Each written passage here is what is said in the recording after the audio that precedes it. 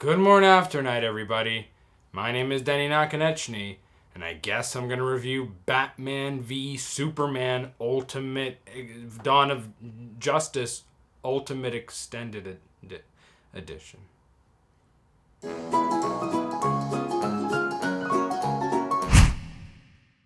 Batman v Superman Dawn of Justice Ultimate Extended Cut is the ultimate extended cut of Batman v Superman Dawn of Justice, a film directed by Zack Snyder, starring Henry Cavill, Ben Affleck, Gal Gadot, Jesse Eisenberg, Amy Adams, Lawrence Fishburne, Diane Lane, Kevin Costner, Jeremy Irons. So if you couldn't tell already, it's not a character piece. If you live on planet Earth, you know about Batman v Superman. And if you know about Batman v Superman, you have to know about people's opinions in regards to the film. People either love this movie or they hate this movie. And the people that are in the middle and say, oh, I don't love or hate this movie, I think this film is just fine, are liars and they're bullshitting you, and you should not be their friends. I personally don't want to waste anybody's time anymore talking about the good and bad aspects of this film. Why, you may ask? Because the people who think this movie was good have all the defensive arguments in the world against the people who believe this movie was bad, who have all the defensive arguments in the world against the people who thought this movie was good. What do I think about the movie? Well, I mean, that's kind of sort of a tough question because, I mean, I'm not too much of like a comic book movie kind of guy. I really don't like superheroes. I really don't like superheroes. And I mean, I've seen a few Batman movies, but I'm not a fan of Superman at all. I mean, I really haven't seen any Superman movies, and I really wasn't the type of kid that used to beg my dad to buy me Superman VHS tapes from Kmart for $4.99. When Superman Returns was released on my birthday, June 28th, 2006, I definitely didn't go see that in theaters or buy the DVD right after it came out. I mean, I also don't read any Superman stories or graphic novels or comic books. I think comic book collecting's for dweebs. I think Superman comic books are silly. And I definitely don't have an embarrassing amount of Superman products and merchandise that I keep scattered throughout my room. So for someone like me who has this very distant understanding of who Superman is as a character, I found his portrayal in Batman v Superman to be quite good.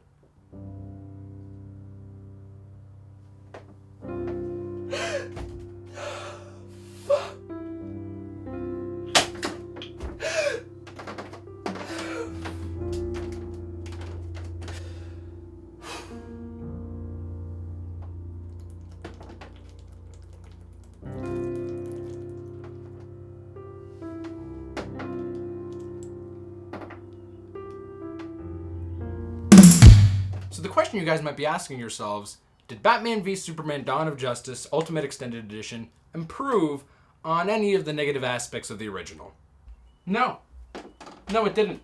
You can't make a cake baked by bad ingredients taste better by putting more frosting on it. A house needs to be built on a strong foundation, and a good movie, generally speaking, has to have compelling and complex characters with objectives that you can sympathize with for it to be good. As I mentioned earlier, if you're the type of human being that likes this movie, you're going to watch this review, you're going to disagree with me, and you're going to continue liking this movie. But if you're the type of human being that doesn't like this movie, you're going to watch this review, you're going to agree with me, and you're going to continue disliking this movie, and nothing's going to be resolved. But there is one thing that is objectively true, and that you cannot deny whether you like it or not. And that, ladies and gentlemen, is that Zack Snyder is wrong.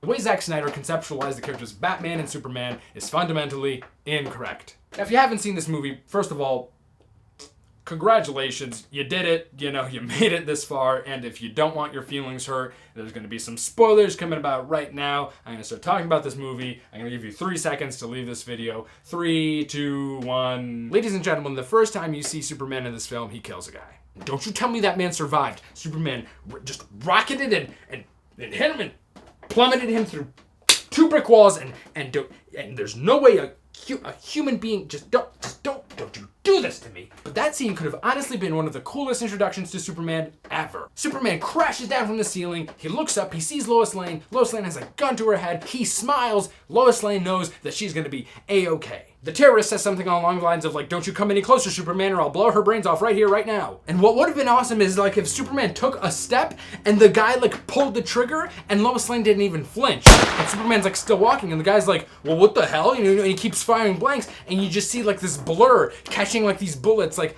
like right against like Lois Lane's like he's that fast and he's that awesome and he's that cool. And then when like the terrorist runs out of ammo, Superman opens up his hand and the bullets fall out onto like the dirt, whatever, and he like apprehends him and like comforts Lois, and then like the movie progresses. And I don't want to be that guy that fan fictionalizes this whole film for you guys, but I mean, that scenario could have ended in so many other cooler ways than what actually happened, which is Superman killing somebody again. I remember sitting in the theater watching that happen, and I said to myself, that's not Superman.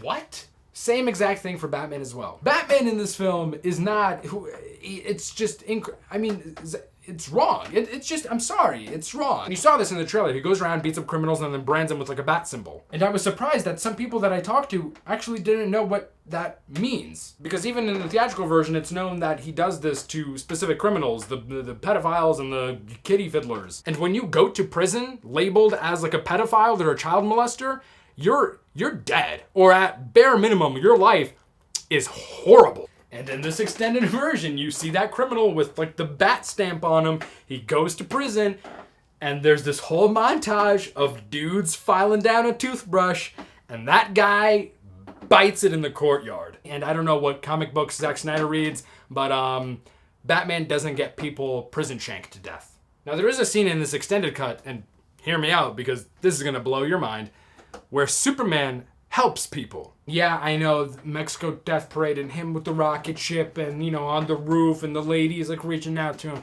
That shit doesn't count because you don't put the essence of Superman in a montage. You know what's in a montage? Rocky Balboa training for a boxing match, not Superman's character development. But the scene in the theatrical version where the state capitol blew up because Superman didn't see the lead-lined wheelchair bomb thing, that scene ends, if you remember, with Superman walking out of that burning building, looking at Lois Lane, and just flying away. And in the extended version, Superman actually flies out with a woman and puts her on a gurney, and medical personnel take that woman away, and you won't believe, this might be a shocker for you guys, but there's a shot in that scene where the camera's like on Henry Cavill's face, the guy who plays Superman, the camera's on his face, and he's acting, right? And he's acting like torn and hurt and responsible for like the peril that these people are in, right? And then he looks at Lois Lane and they share, you know, a moment, and he takes off. And it isn't much. And it wouldn't have fixed the theatrical version. But damn, it was something.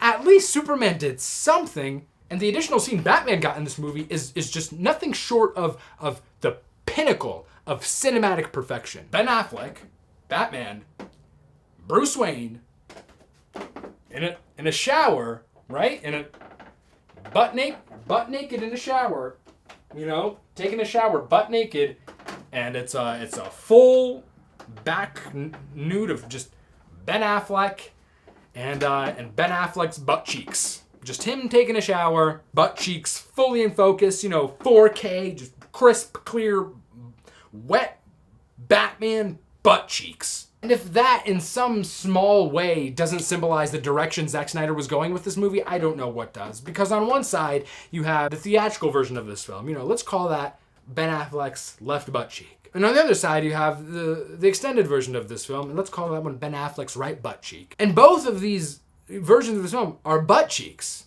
One butt cheek is just a little bit bigger than the other one. But regardless, it's still ass and all. And I would love to keep going on and on and on about how this film disassociates the images of Batman and Superman from the characters of Batman and Superman, but I believe I can leave you with something a little bit more condensed and perhaps just as meaningful. I just gotta turn something on really quick, guys. It'll just be like a second or two. Oh, good? Great. Back in 2006, there was a series of Superman comics written by J. Michael Straczynski. And in issue 701, pictured here, Superman decides not to be Superman. He doesn't decide to fly people through brick walls or anything, but, you know, he's just walking around, just being Superman. And towards the end of the comic, his walk leads him to this big crowd of people with police cars and police men and women all looking up at this building. And what they're looking at is a girl standing on a ledge. And Superman goes over and he finds out that this girl wants to obviously commit suicide. So he flies up to where this lady is standing and she starts getting all tense and she basically says to him, dude, I swear, if you come anywhere near me, I'm jumping off, and if you catch me, I'm gonna kill myself somewhere else. And you see Superman kind of think for a little bit and he goes, no, that's totally fine. Whenever you're ready, you can do whatever you want and I will not intervene. And the lady cools off a little bit and she leans against the wall and she kind of gets into like this fetal position and Superman's just kind of floating there. And then there's a series of 4 or 5 long panels of this lady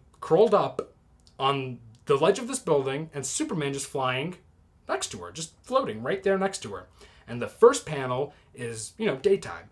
And the second panel is noon.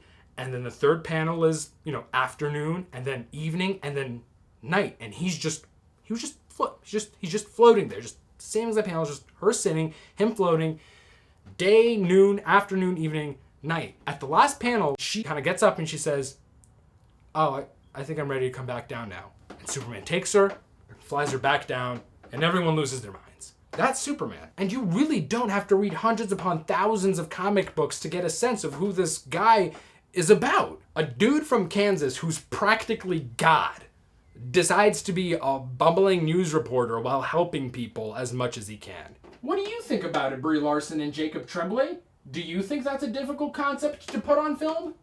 You don't? It isn't? Wow! And that's all I have to say about it, ladies and gentlemen. If you like this rendition of Batman and Superman and this movie called Batman v Superman Dawn of Justice, congratulations, I'm really glad that you're happy. But for me, the true nature of these characters still shine between the covers of a couple of comic books and the seasons of a few animated TV shows. And if you are interested in finding out more about these 2 comic book icons and who they are inside, then you really don't have to look far to find it. And you sure as hell don't have to wait for Zack Snyder to jam it down your throat with millions of dollars and CGI and high contrast lighting. Thank you guys for wasting your time with me again today. If you like my reviews and you want to know more about my thoughts on movies and movie news, make sure to like this video, comment if you want, and subscribe if you will. My name is Deni Nakonecni, and I will see you in the next one.